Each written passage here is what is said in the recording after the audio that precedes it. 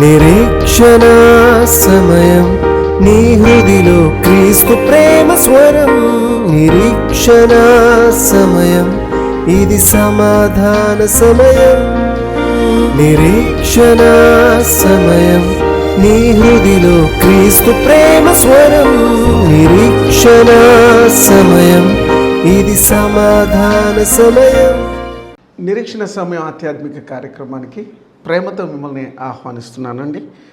మరి గత 2 ఎపిసోడ్స్లో దేవుని యందు భయభక్తులు కలిగి ఉండటం ద్వారా క్రైస్తవ కుటుంబాలలో ఎలాంటి వాతావరణం లేకపోతే ఎలాంటి ఆధ్యాత్మికమైనటువంటి ఎదుగుదల ఉంటుందో, దేవుని కృపను వారు ఎలా పొందుకోగలరో మనం గత 2 ఎపిసోడ్స్లో నేర్చుకున్నాం. అదేవిధంగా ఈ దినమును కూడా దానికి కొనసాగింపుగా యెహోవాయందలి భయము వారికి ఐశ్వర్యము అని యెషయా గ్రంథం 33వ అధ్యాయం 6వ వచనంలో చెప్పబడిన రీతిగా the fear of the lord is a great treasure అనేటువంటి అంశం మీద మనం ధ్యానం చేయబోతున్నాం. మరి ముఖ్యంగా మీలో ఎవరైనా ఇంకను యేసుక్రీస్తుని మీ సొంత రక్షకుడిగా మీరు అంగీకరించిన పక్షంలో మరి మొట్టమొదటిగా బైబిల్ సెలవిస్తూ ఉంది కదా, ఇదే రక్షణ దినము, ఇదే అనుకూల సమయం. ఇలాంటి సమయం మరలా తిరిగి రాదు. త్వరగా గతించిపోతున్నటువంటి జీవితంలో యేసు ప్రభుని మన జీవితంలోనికి ఆహ్వానించేటువంటి అవకాశాలు చాలా అరుదుగా దొరుకుతాయి. అలాంటి అవకాశాలను మనం సద్వినియోగం చేసుకుంటే మన జీవితం ఈ లోకంలో ఎంతోమందికి మనకి ఆశీర్వాదకరంగా ఉంటుంది. మొట్టమొదట మనకు ఆశీర్వాదకరంగా ఉంటుంది, తదుపరి మన చుట్టూ ఉన్నటువంటి వారికి కూడాను మనం దీవెనకరమైన వ్యక్తులుగా ఉంటాం. ఈ ఆహ్వానం ప్రభువైన యేసుక్రీస్తు ప్రతి ఒక్కరికి అనుగ్రహించారు. నిరీక్షణ సమయం కార్యక్రమాన్ని వీక్షిస్తున్న ప్రతి ఒక్కరికి కూడా ఈ యొక్క కార్యక్రమానికి ప్రేమతో నేను మిమ్మల్ని ఆహ్వానిస్తూ ఉన్నాను. యెహోవాయందలి భయము వారికి ఐశ్వర్యము అని బైబిల్ గ్రంథంలో చాలా చోట్ల వ్రాయబడి ఉన్నది. అంటే దేవుని యొక్క భయము ఉన్నటువంటి వ్యక్తి ఈ లోకంలో ప్రతి విషయంలో కూడాను దేవునికి వారు లెక్కప్ప చెప్పవలసిన వారిగా జీవిస్తారు. అలానే తమ పొరుగు వారికి కూడాను వారు అకౌంటబిలిటీ లేదా జవాబుదారీతనాన్ని కలిగినటువంటి వారుగా ఉంటారు. ఇదినా సమాజంలో కానీ సంఘాలలో కానీ లేకపోతే ఆధ్యాత్మిక జీవితంలో క్రైస్తవ కుటుంబాలు వ్యక్తులు కానీ చాలామంది దేవుని యందు భయభక్తులు కలిగి జీవించడం ద్వారా వారు పొందుకుంటున్నటువంటి ఆ యొక్క దైవ సంబంధమైనటువంటి ఆశీర్వాదాలు కోకొల్లలుగా ఉన్నాయని మనం చూడగలుగుతున్నాం. అయితే మనం చరిత్రలోనికి అనగా బైబిల్ గ్రంథంలో ఉన్నటువంటి కొన్ని ఆధ్యాత్మిక సత్యాలను మనం నేర్చుకోవటం ద్వారా మన జీవితం కూడాను ఆ విధంగా ఈ లోకంలో దేవునికి అనుకూలమైనటువంటి, దేవునికి ఇష్టమైనటువంటి, మనస్సాక్షికి సంబంధించినటువంటి ఆ విషయాలలో మనం యథార్థంగా జీవించడం ద్వారా దేవునికి భయపడేటువంటి వ్యక్తులుగా ఉంటాం. దేవుడు ఎక్కడో ఉన్నాడు అని మనిషి భ్రమపడుతూ ఉన్నాడండి. కానీ నిజానికి దేవుడు ఆయన మనలోనే ఆయనకు సంబంధించినటువంటి ఒక పరికరాన్ని అమర్చాడు. దానినే మనస్సాక్షి అంటాం, కాన్షియస్నెస్. ఎవరైతే ఇలాంటి మనస్సాక్షిని జాగ్రత్తగా కాపాడుకుంటూ ఉంటారో వారు ఈ లోకంలో ఒక ప్రత్యేకమైనటువంటి వ్యక్తిత్వాన్ని కలిగి ఉంటారు. ఆ వ్యక్తిత్వం వారి జీవితాన్ని ఈ లోకంలో ఒక ప్రత్యేకమైనటువంటి వ్యక్తులుగా వారిని సమాజం గుర్తిస్తుంది. దేవుని దృష్టిలో వారు ఎలాగో ఉంటారు, కానీ మన చుట్టూ ఉండేటువంటి సమాజం కూడా వీరు ప్రత్యేకమైనటువంటి వ్యక్తిత్వం కలిగినటువంటి వ్యక్తి అని ప్రజలు గమనిస్తారు. ఈ నేపథ్యంలో మనము 2 వ్యక్తుల గురించి మనం చూసాం. మొట్టమొదటిగా ఆదికాండం 42వ అధ్యాయం 18వ వచనంలో యోసేపు అనేటువంటి ఒక బానిస కుర్రవాడు తాను పాపమునకు శోధించబడినటువంటి సమయంలో ఆ స్త్రీతో ఇలా చెప్పాడు, నేను దేవునికి భయపడేటువంటి వాడను. అలానే వారి అన్నదమ్ములతో కూడా తాను దేవుని యందు భయము కలిగినటువంటి వ్యక్తిగా తను పరిచయం చేసుకున్నాడు. అలానే 2వ గ్రూప్ ఆఫ్ పీపుల్ ఎవరనంటే ఐగుప్తు మంత్రసానులు. నిర్గమాకాండము 1వ అధ్యాయం 21వ వచనంలో ఆ మంత్రసానులు దేవునికి భయపడినందు వలన, because the nurses of Egypt they fear to God, ఆయన వారి యొక్క వంశావళిని అభివృద్ధి చేశాడు. God has increased their legacy, వారి యొక్క వంశాన్ని అభివృద్ధి చేశాడు. ఈ విధంగా మనం చూసినట్లయితే ఈ 2 సందర్భాల్లో నిజంగా దేవునికి భయపడినటువంటి వారు ఈ రోజున మనం చూసినట్లయితే పరిశుద్ధ గ్రంథమైనటువంటి బైబిల్ మనకి దేవుడు అనుగ్రహించినటువంటి మరి ఒక లా, ఒక చట్టం. ఈ చట్టాన్ని ఎవరైతే వారి యొక్క అనుదిన జీవితంలో దీనిని అవలంబించడానికి ప్రయత్నం చేస్తూ ఓడిపోతూ చివరికి ఒక దినాన ఇందులో దేవుని యొక్క కృపను బట్టి సాఫల్యతను పొందుతారు. వారు ఈ లోకంలో ఇలాంటి మంచి సాక్ష్యాన్ని కలిగి ఉంటారండి. ఒకవేళ మీరు ఇంట్లో ఏదైనా పనులు చేసుకుంటూ ఈ యొక్క మరి ఎపిసోడ్స్ని మీరు చూస్తూ ఉండవచ్చు, లేదా మీరు టీవీ దగ్గర కానీ యూట్యూబ్లో కానీ, what ever the place it is, but know that God is looking at you. తన ఏడల భయభక్తులు కలిగినటువంటి వారిని బలపరచుటకు యెహోవా కనుదృష్టి లోకమందంతటా సంచారం చేస్తూ ఉందట. ఈ రోజున మరి ఒక వ్యక్తిని గురించి నేను మీకు పరిచయం చేస్తాను. They are also group of people. వారు ఎవరనంటే అపోస్తలులైనటువంటి పేతురు, అలానే యోహాను. వీరిద్దరు కూడా యేసు ప్రభు వారితో కలిసి వీరు దాదాపు 3.5 years ఆయన పరిచర్యలో భాగస్వాములుగా ఉన్నారు. సువార్తను ప్రకటించారు, రోగులను స్వస్థపరిచారు. యేసు ప్రభుతో పాటు అనేకమైనటువంటి స్వస్థత కార్యాలు చేశారు. ప్రజలందరికీ కూడాను దేవుని యొక్క మార్గాన్ని తెలియచేసేటువంటి ఆ గొప్ప పనిలో వీరందరూ భాగస్వాములుగా ఉన్నారు. కార్యక్రమాన్ని చూస్తున్న ప్రియ సహోదరి సహోదరులారు, మన సాక్ష్యం ఈ లోకంలో అనేక మందికి దీవెనకరంగా ఉండాలంటే ఇదిగో మనుషులకు భయపడేవారిగా కాకుండా దేవునికి భయపడేటువంటి వారిగా ఉండాలి. అందుకే మన ముందు ఈ రోజున ఇతర వ్యక్తులను దేవుడు మన ముందు ఉంచాడు. వారు పేతురు, యోహానులు వారు చేసిన ఒక అద్భుత కార్యాన్ని బట్టి వారిని జైల్లో వేసినటువంటి సందర్భాన్ని మనం చూస్తాం.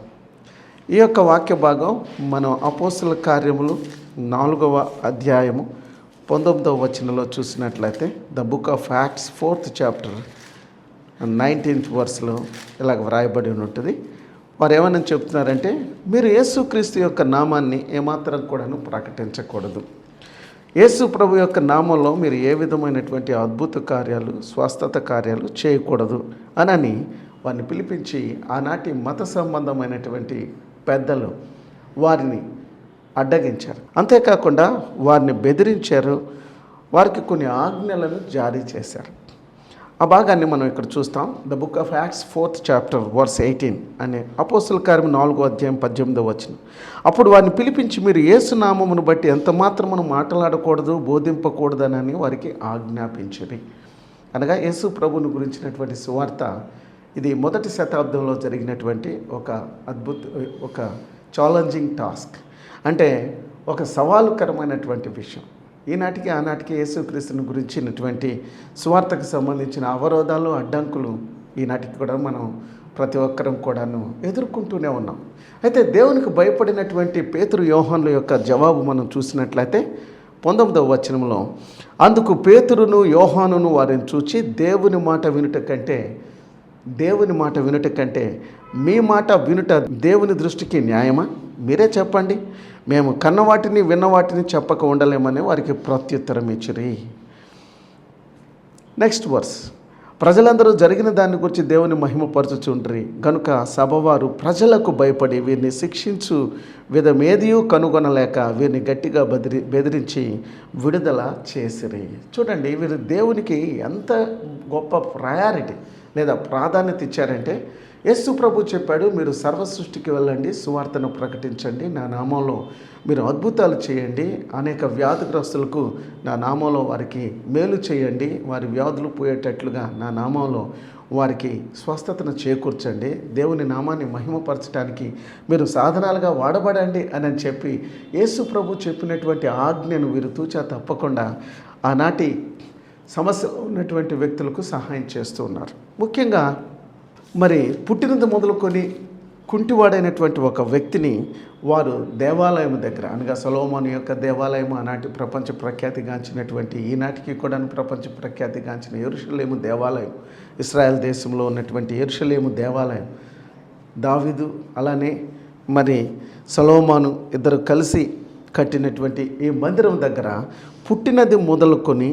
మరి కుంటివాడైనటువంటి ఒక మనుషుడు అక్కడ ఉండటం, అతడు ప్రతిదినం దేవాలయానికి వచ్చేటువంటి వారిని పోయేటువంటి వారిని భిక్షాటన అడుక్కొని తన జీవనాన్ని సాగిస్తూ ఉన్నాడు.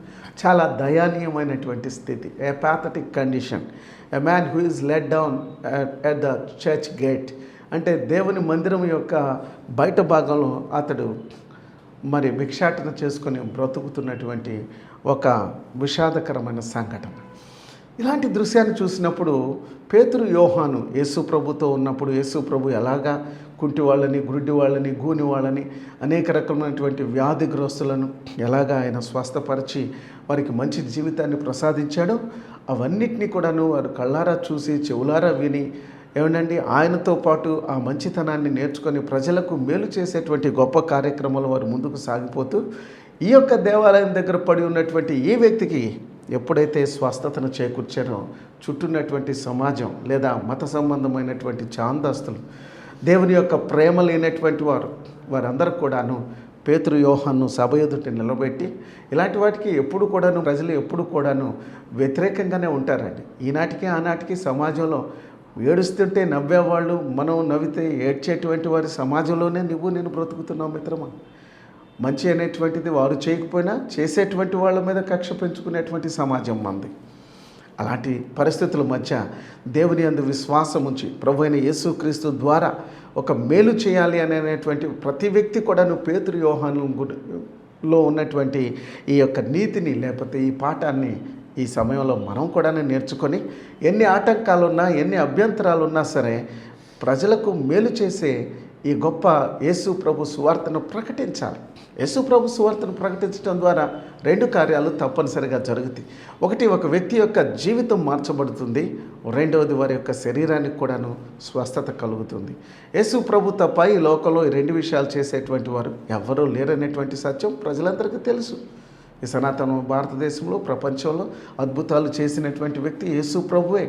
ఆయనలాగా జీవించినటువంటి వ్యక్తి, ఆయనలాగా మాట్లాడినటువంటి వ్యక్తి, ఆయనలాగా ప్రజలకు మేలు చేసినటువంటి వ్యక్తి, ఆయనలాగా నేనే మార్గమును, సత్యమును, జీవమును, నా ద్వారా తప్ప ఎవడు మోక్షరాజ్యం చేరలేడు అని చెప్పినటువంటి వ్యక్తి, అలానే సమస్త మానవులను క్షమించి ఆ కల్వరి శిలువలో ప్రాణం పెట్టి తిరిగి లేచి మానవ లోకానికి రక్షణ భాగ్యాన్ని ప్రసాదించిన ఏకైక వ్యక్తి యేసు ప్రభు మాత్రమే అని ఈ ప్రపంచంలో ప్రతి ఒక్కరికి తెలుసు. కానీ మరి ఆయన నామంలో మేలు చేస్తుంటే అడ్డుపడుతున్నటువంటి ఈ సమాజాన్ని మనం చూస్తూ ఉన్నాం.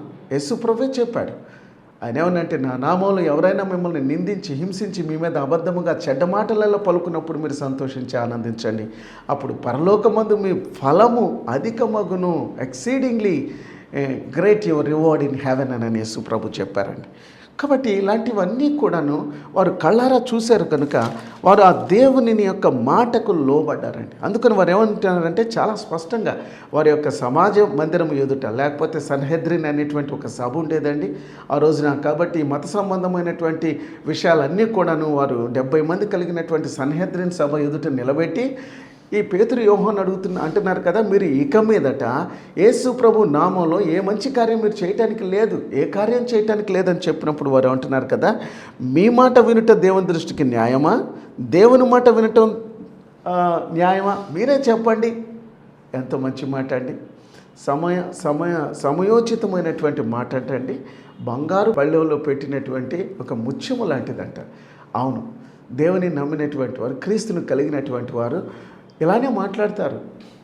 జ్ఞానము కలిగినటువంటి వారు, దేవుని యందు భయభక్తులు కలిగినటువంటి వారు దేవుణ్ణి మహిమపరుస్తారు. ప్రియ సోదరి సోదరులారా, ఈ రోజున ఎంతమంది ఏ గాలికి జెండా ఎత్తేటువంటి వారిని మనం చూస్తలేదు.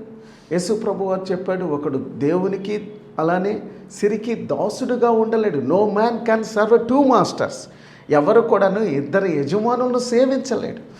లేకపోతే నువ్వు ఈ లోకాన్నన్నా నువ్వు సేవించాలి, లేకపోతే దేవుడినైనా సేవించాలి. ఈ లోకంలో ఉన్నదంతా శరీరాశ, నేత్రాశ, జీవపుడమే కదండి. ఈ రోజున ఎంతమంది వ్యక్తిత్వాలు ఈ లోకంలో ఎవరికి చెందకుండా బ్రతుకుతున్నారు.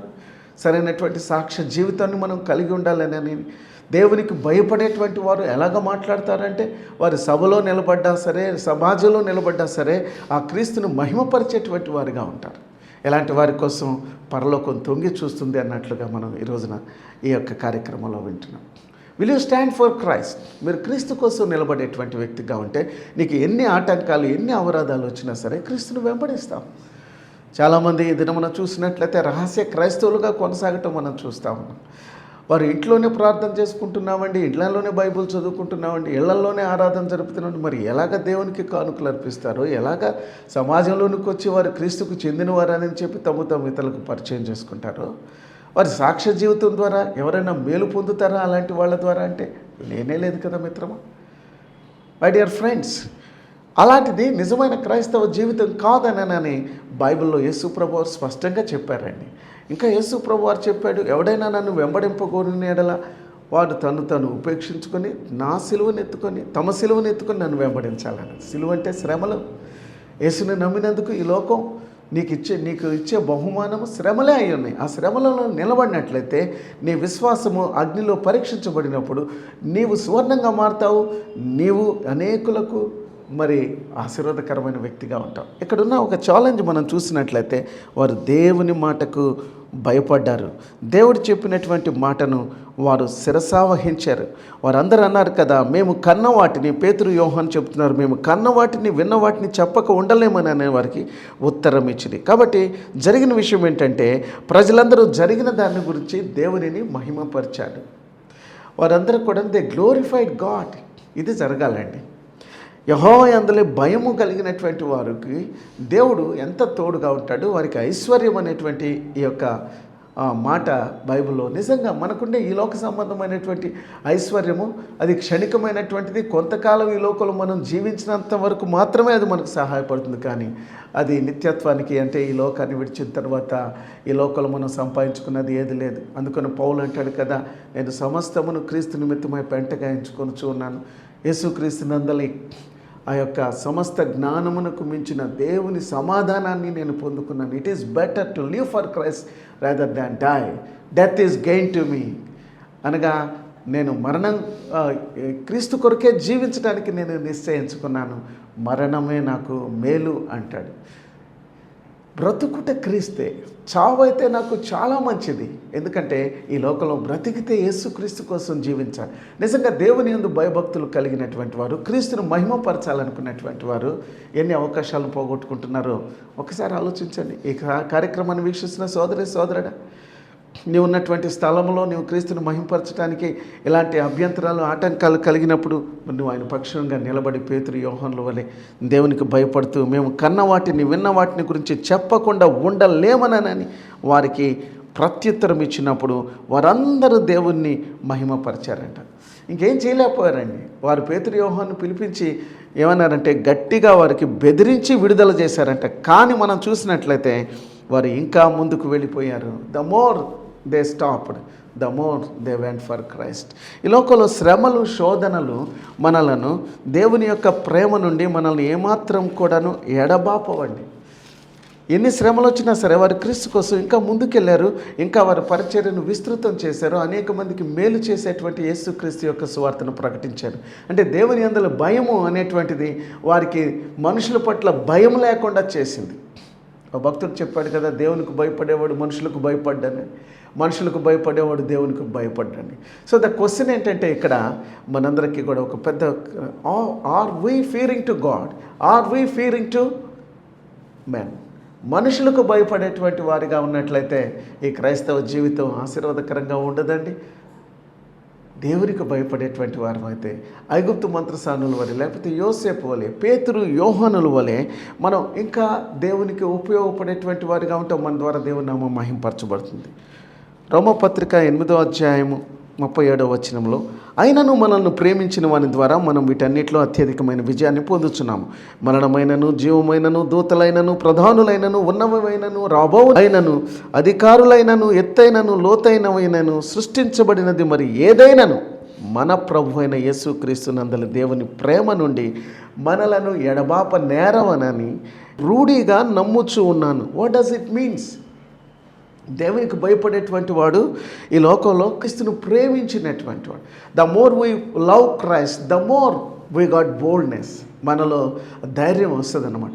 యేసుక్రీస్తుని ప్రేమించినటువంటి వ్యక్తి ఈ లోకం శ్రమలకు భయపడ్డాడు, బాధలకు భయపడ్డాడు, హింసకు భయపడ్డాడు, కరువుకు భయపడ్డాడు, వస్త్రహీనతకు భయపడ్డాడు, ఉపద్రవానికి భయపడ్డాడు. అంటే ఉపద్రవం అంటే చాలా అఫ్లిక్షన్స్, శోధనలు, శ్రమలు. చాలామంది ఈ మాట తరచుగా వాడుతూ ఉంటారు కదండి.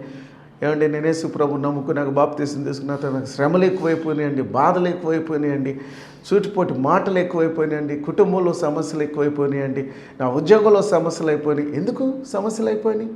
నువ్వు దేవుని కొరకు నిలబడుతున్నావు కనుకే కదా నీకు సమస్యలు.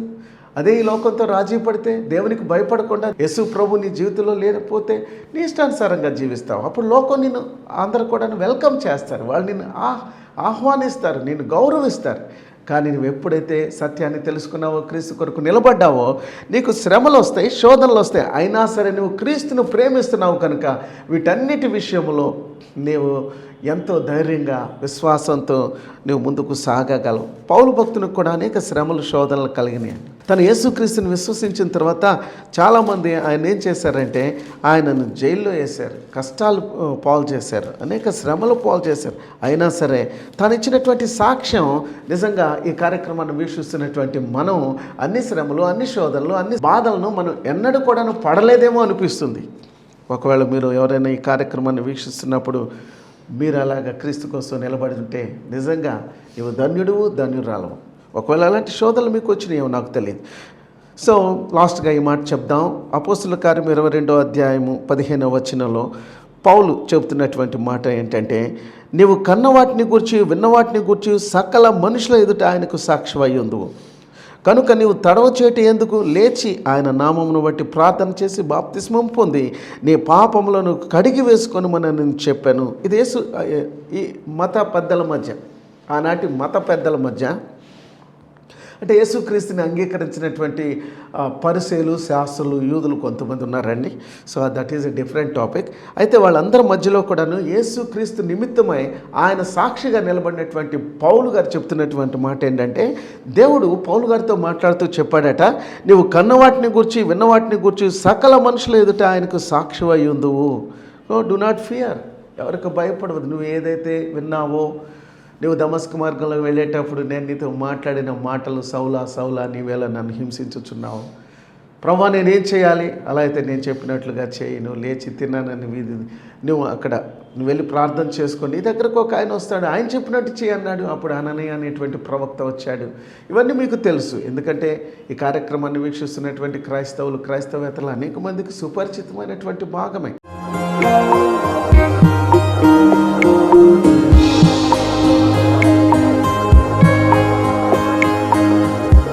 ప్రేమ కలిగిన తండ్రి, మీకు వందనాలు. యెహోవా యందలి భయము మాకెంతో ఐశ్వర్యమనని మరొకసారి నీ వాక్యం ద్వారా ఈ రెండో భాగంలో తెలియచేసినందుకు వందనాలు. ఇదిగో ప్రభువా, ఈ కార్యక్రమాన్ని వీక్షిస్తున్నటువంటి శ్రోతలందరి కొరకు నేను ప్రార్థిస్తున్నాను తండ్రి. ప్రేక్షకులందరి యొక్క జీవితాలలో దేవుని యందలి భయముతో జీవించాలి, కానీ దేవుని యందు భయము లేనటువంటి తరము ఈ రోజున బయలుదేరింది. తలకు వారి కన్నులు నెత్తికొచ్చేసినాయి ప్రభువా. వారు శపించబడినటువంటి వారిగా ఈ లోకంలో జీవిస్తున్నారు.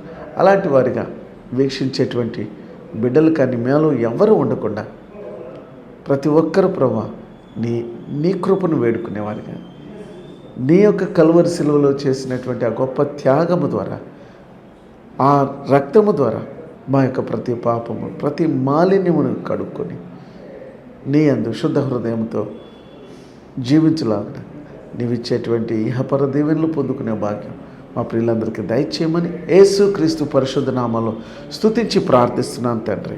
ఆమేన్, ఆమేన్. Thank you, God bless you. తిరిగి ఈ కార్యక్రమం ఇదే సమయానికి నెక్స్ట్ వీక్లో ఇదే ఛానల్లో వీక్షించండి. అప్పటి వరకు దేవుని కృప మీకు తోడైండును గాక. All the best. ఒంటరితనముతో, ఓదార్పు లేక, ప్రేమించేవారు లేక, జీవితంలో నిరాశ, నిస్పృహలో ఉన్నవారికి ఆ ప్రభు ప్రేమను రుచి చూడాలని, మీ జీవితాలను మరియు మీ కుటుంబాలను ఆనందంతో నింపుకోవాలని ఆశపడేవారికి ఇదే మా ఆహ్వానం. మన గుంటూరు పట్టణంలో నెహ్రూ నగర్ 7వ లైన్లోని house of prayer fellowship church నందు జరిగే ఆదివారం ఆరాధనకు మిమ్మల్ని ఆహ్వానించుచున్నాము. ఆదివారం ఆరాధన సమయం ఉదయం 10:30 దైవజనులు సోల్మన్ రెడ్డి గారు వాక్యమును అందించి మీ అన్ని అవసరతల కొరకు ప్రార్థిస్తారు. మా address house of prayer fellowship church, Nehru Nagar 9th line, Guntur. మా సెల్ ఫోన్ నంబర్ 9394782237. మరియు మా ఉదయకాలపు ఆరాధన ఆర్టీసీ కాలనీలోని house of pray fellowship church నందు 8 గంటల నుండి 10 గంటల వరకు జరుగును.